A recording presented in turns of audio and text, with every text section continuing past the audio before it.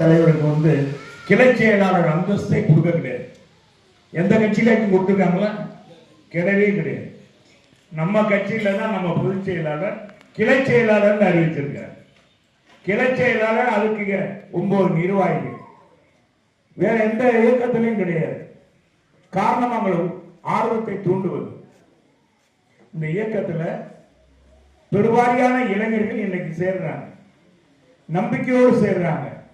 காரணம், வெயிலின் அருமை நிலவில் தெரிகின்ற மாதிரி இந்த திமுக 4 ஆண்டு காலம் பொய்ய சொல்லி ஆட்சிக்கு வந்து இன்னைக்கு தமிழகத்தை மக்களை ஏமாற்றி விட்டது.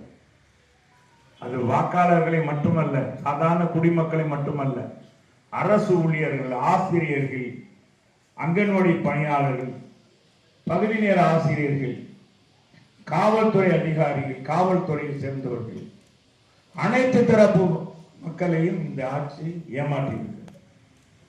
மக்களை பெருவாரியாக கடன் சுமையிலே ஆழ்த்தியிருக்கிறது. உங்களுக்கு எல்லாம் தெரியும், நாம் இருக்கும் வரை வீட்டு வரியை ஏத்தல. ஏற்றணுமா? ஏற்றிருக்கமாமா? வீட்டு வரியை நம்ம ஏத்தலாம். 10 ஆண்டுகளில் வீட்டு வரியை நம்ம உயர்த்தல. மின்கட்டணை ஏற்றணுமா? மின்கட்டணை ஏற்றணும். பேருக்கு ஒரே ஒரு தடவை ஏற்றணும், அது குறைந்த கட்டணத்துல. வருஷம் வருஷம் இப்ப இவங்க ஆட்சிக்கு வந்திருந்து 3 முறை மின்கட்டணம் ஏற்றாங்க. இவங்க என்ன ஏற்றாத மின்கட்டணத்தை இதே ஸ்டாலின் எதிர்கட்சியா இருக்கும் போது என்ன சொன்னார்? இந்த மாதிரி நாங்க எடப்பாடியார் ஆட்சியில மின்சாரத்தை தொட்டாதான் சாக்கடிக்கும் நம்ம கேள்விப்பட்டிருக்கோம்.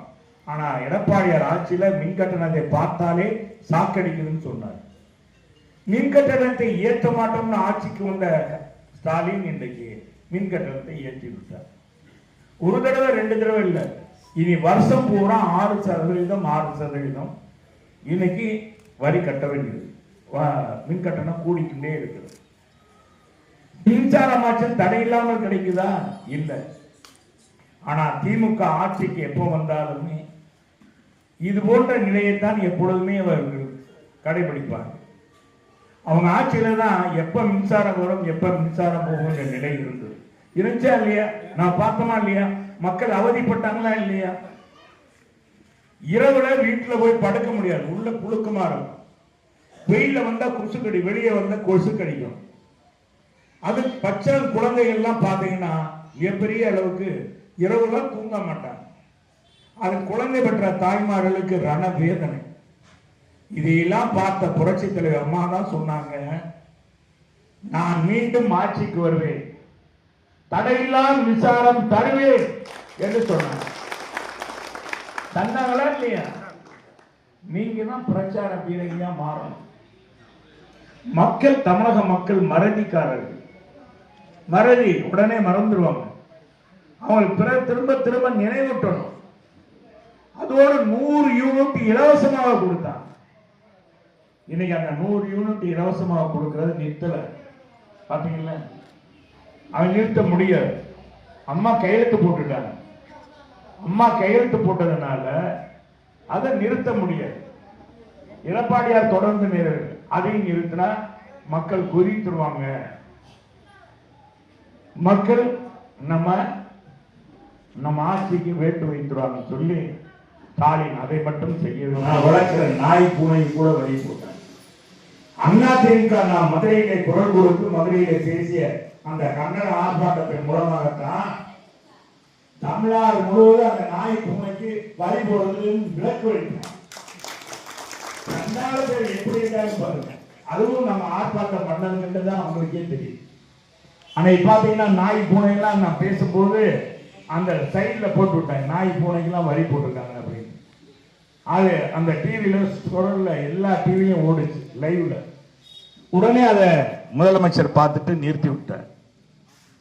அது மட்டும் இல்ல, இன்னைக்கு இந்த ஆட்சியில விலைவாசியை பாருங்க, அத்தனை ஏறி இருக்கா இல்லையா? அரிசி இன்னைக்கு நல்ல அரிசி 50 ரூபாய்க்கு வாங்க முடியுமா? 40 ரூபாய்க்கு வாங்க முடியுமா? 60 ரூபாய் 70 ரூபாய்.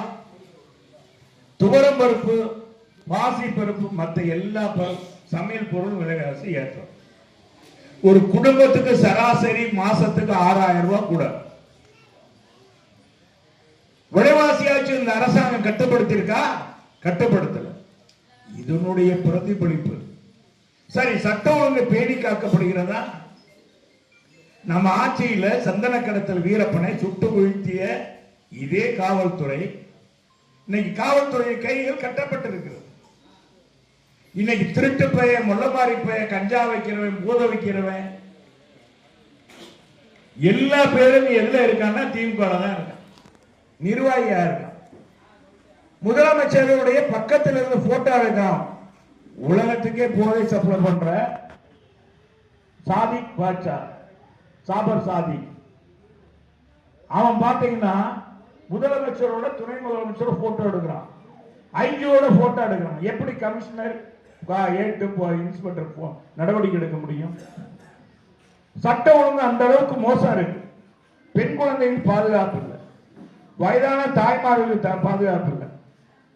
தனியா குடும்பம், வயதான பெற்றோர் தனியா இருக்க முடியல, கழுத்தறுத்து கொன்றான், நகையை கழித்தான்.